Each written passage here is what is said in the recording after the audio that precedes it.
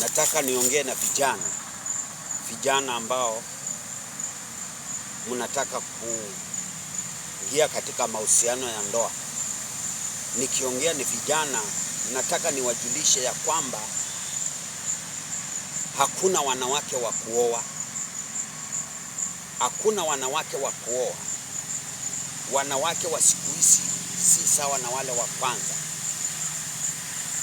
Kwa hivyo unapoingia katika mahusiano ya ndoa uchunge sana. Maana siku hizi wanawake wa siku hizi si kama wale wa kwanza.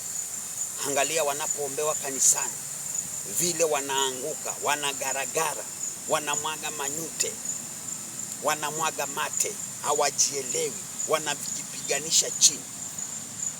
Angalia huyo mtu hayo mambo, hizo sarakazi anazofanya hapo chini. Halafu huyo mtu unamchukua na mpeleka nyumbani. Uelewe ya kwamba kuna mwingine ako ndani yake. Huwezi kuelewa yule aliye ndani yake anayemwangusha ni nyoka ama ni mnyama wa aina gani anayemwangusha. Kwa hivyo kijana, unapoingia katika mahusiano ya ndoa ujue ya kwamba ni hatari sana. Kuwa makini unapoingia katika mahusiano ya ndoa. Naweza ukafikiria umeenda ni mtu unampeleka nyumbani, kumbe ni nyoka yuko ndani yake.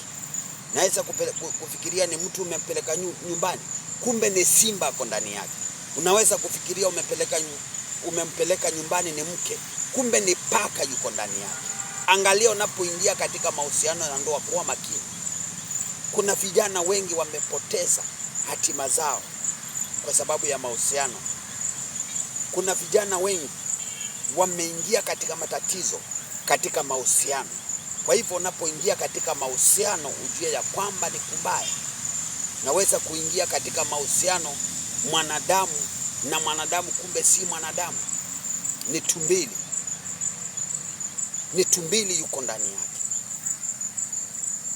Kwa hivyo kuwa makini kijana, huu ujumbe ni wako na Mungu akubariki.